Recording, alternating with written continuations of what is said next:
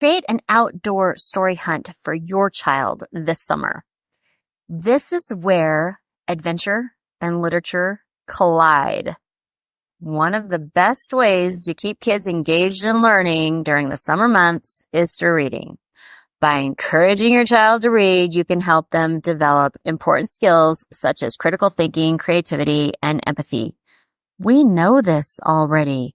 It has been thumped into our heads for years. We need to have our kids read. We need to encourage our kids to read over the summer time. But then sometimes you get that child that is just one of those kids who doesn't love to read. I have one of those. Well, what if I told you you can take reading to a whole new level? It's like, what does that even mean? What if you could turn your child's love of literature, if they have it, or you can incentivize them if they don't have it with an outdoor adventure. So this is where an outdoor story hunt comes in. What the heck is an outdoor story hunt? An outdoor story hunt is basically a scavenger hunt with a plot. Children solve puzzles and clues based on a story. Often there is a background story that complements the story hunt it is centered around to explain why the children are going from one place to another or why they need to solve the puzzle in the first place, like the riddles or the puzzles. The children must solve the clue to find the next location in the hunt and then be given more puzzles towards solving the entire hunt. Planning the hunt. To plan an outdoor story hunt, you will need to choose a story to base your hunt on, decide on the location of the hunt, write the clues, hide the clues, plan the activities. Choose a theme. When it comes to choosing a theme, your choices are limitless. You can base your hunt around a popular children's book, a genre like adventure, or you can even do an outdoor story hunt based on a movie. You will want to choose a story they have read, or you can use the hunt. Actually, if you're really clever, you can use the hunt as an incentive to read the book. So you're giving away little pieces that you know that they will be really interested in, but obviously you don't want to give away any of those important bits. You can combine an outdoor story hunt with the summer reading challenge, and I'll have a link for that, and create a fun hunt as the reward or incentive after your child has read the book. Seriously, if I had done this with my boys and said, I will create an elaborate story hunt for every book you read over the summer, they would have read so many books and I would have been really busy. And if I had known about this, honestly, I would have been willing to do that just to get them to read. Now with my older one, it would have been hard because this kid I couldn't get to stop reading. He would read at meals. But the younger one, I bet you I could have gotten him to read a whole lot more. It does not matter which theme you pick, only that you do choose one. Not only does a theme give you a direction and structure to gear the hunt, but it also helps ensure that the clues and riddles that you create are relevant and they're engaging for the child. Because sometimes if you just give a child just a whole bunch of logic puzzles or riddles or that kind of thing, they aren't as engaged. But if they're all related to this plot and this story that you have going on, they make sense and the child gets really excited about it. So let's start with an outdoor story hunt based on the book, The BFG by Roald Dahl. You need a backstory to keep the players interested and understanding why they are moving from place to place. First, Sophie and the BFG have been captured by the other giants. The entire goal is to break out of giant country to visit the Queen of England. Great. Now we have a goal and we have a backstory. Your story is going to be the conversations between Sophie and the BFG about the obstacles they face as they try to break out of giant country. Another outdoor story hunt can be based on genre.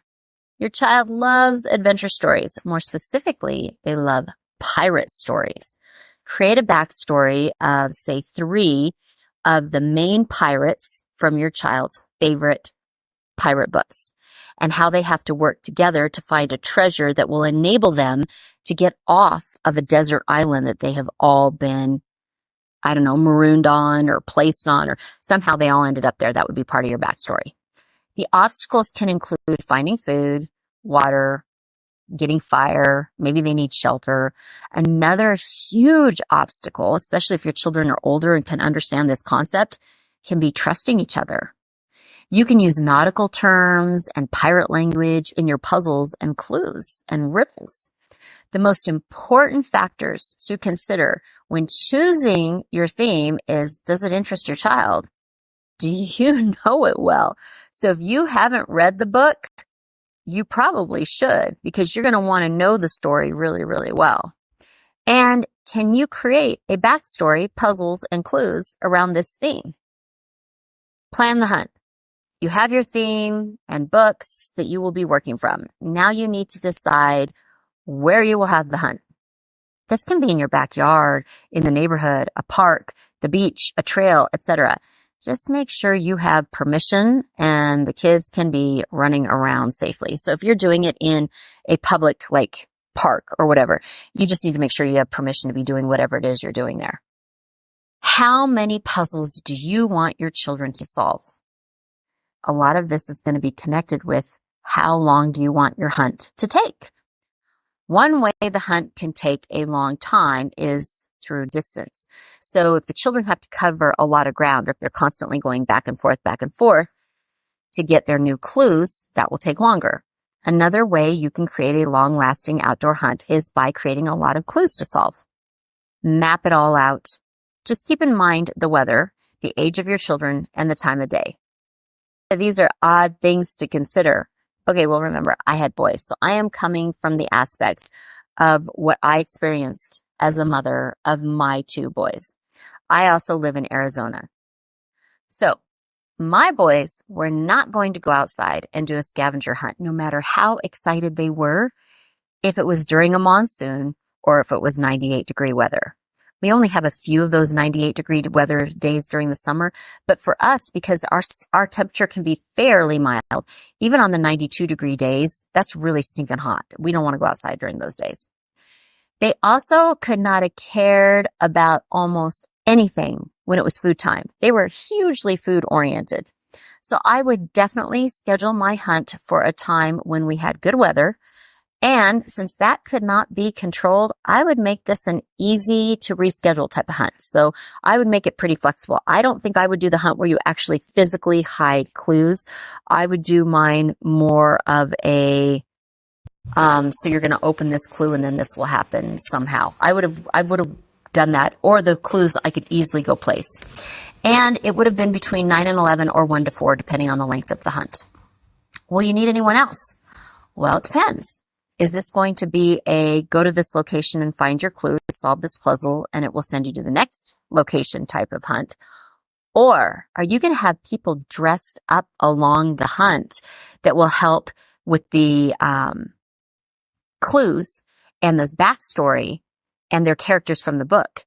Those kind of hunts where you have the characters from the story definitely appeal to your younger kiddos and keep them engaged for a longer period of time. Create clues and riddles. To create an engaging and challenging outdoor story hunt for your child, you'll need to come up with riddles and clues that fit their ages and abilities. Clues should lead them on a journey through the great outdoors where they can explore and learn while having fun. Here are some tips for creating clues and riddles. 1, start with that theme or genre. 2, keep it age appropriate. You don't want them to get too frustrated or bored. 3, use nature as your inspiration. What I mean by this is you can hide a clue behind a tree or under a rock, or you can use as the location like shadows based on the sun or something like that if you're really smart. I'm thinking of those, solar sun clocks where you have the shadows tell you kind of the time. That would be really cool for your older kids. Make it challenging. You want your child to feel challenged and proud of themselves when they've actually solved each clue. And number 5, have fun. Remember, the entire point of this outdoor story hunt is to have an absolutely fabulous fun time. One observation I would like to note is if you are creating a really large and fun story hunt that will accommodate several groups.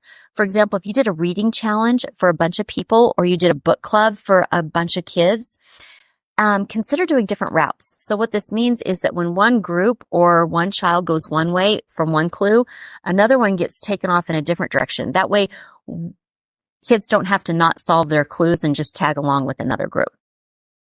Make it interactive. So the beauty of the story hunt is that by its very nature, it already is interactive, but you can also make it more interactive by when children move place to place, they have to do additional things like, hop up and down on one leg, sing a crazy song, tell a riddle, or, I don't know, draw a picture, those kind of things. By creating that kind of interactive experience, you can help your child develop their imagination, creativity, and critical thinking skills. Make it educational for your child by having more information and fun facts happen when they're going from place to place. They won't even notice that they're learning, and the adventure is already primed to have these kind of things happen.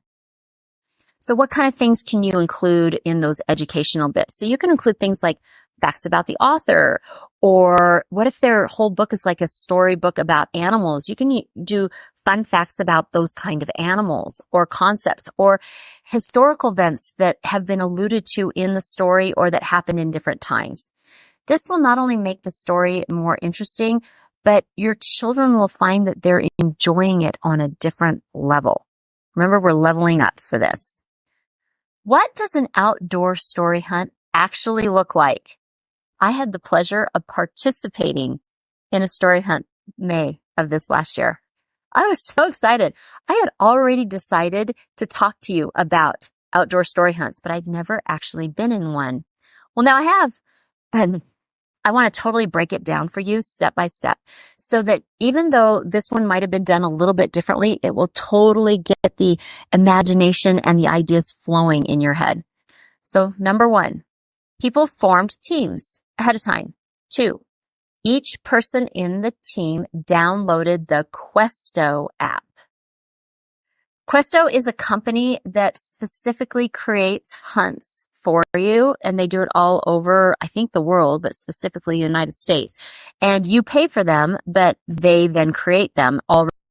The puzzles and clues are geared towards adults, so I would say they're geared towards adults.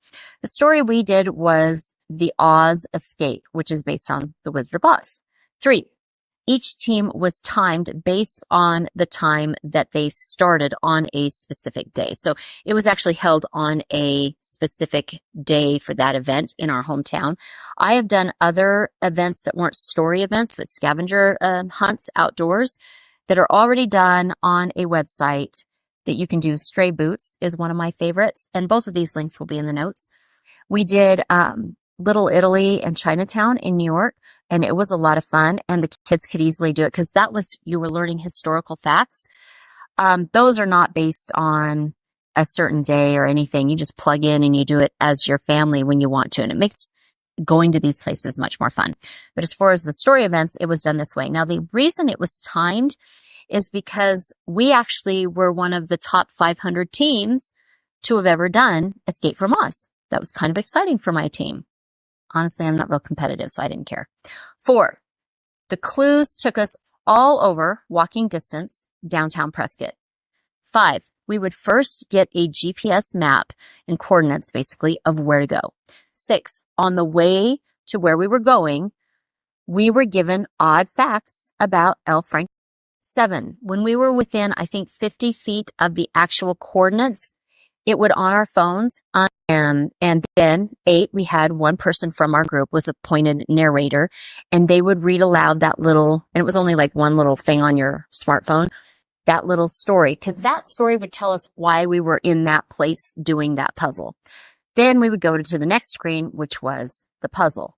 So, for example, the story talked and had been captured. That puzzle was unlocking the cage door. 9, each of the members then tried to solve the puzzle. When one person had solved it, they would give clues or answers to everybody, and then we all had to answer it on our phones. 10, with the right answer, the next GPS location unlocked, and the cycle began again. We all raced to the next location while we were given another fun fact on L. Frank Baum. There was nothing to win at the end. There was no like, oh my gosh, you guys won for all of Prescott, therefore you guys get to eat for free at our favorite restaurant. There was nothing like that. But it was all fun. At some of the stops, we had to take a silly group picture or say words that ended up in one of the languages of the thing in the Wizard of Oz or something. Balance on one foot, crazy things like that.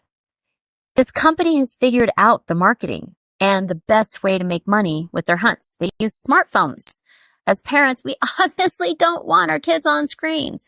So we would want them outside engaging with others. However, I just kind of thought that by showing you the blow by blow and letting you see how this outdoor story hunt was done, you would better be able to structure yours so that you could, see the flow. An outdoor story hunt is a fabulous activity that will get your kids moving and using their brains. Outdoor story hunts provide a fun and engaging way to encourage your children to read and explore. Who would think that you can read and explore not in your mind, but actually outside together? Your child will love these so much that they will beg you to create more of them. This means you can use them as incentives for finishing up reading this summer, for doing their chore. I mean, the possibilities, like I said at the top, are limitless. Your child will not even realize that they have convinced themselves to get their reading time in without complaining. So why not give it a try? You may be surprised not only by how much your child enjoys them, but by how much fun you have in creating them. The movie quote for this week: I'm not a hero. I'm a real cop, and we're going to solve this case together. Judy Hopps in Zootopia.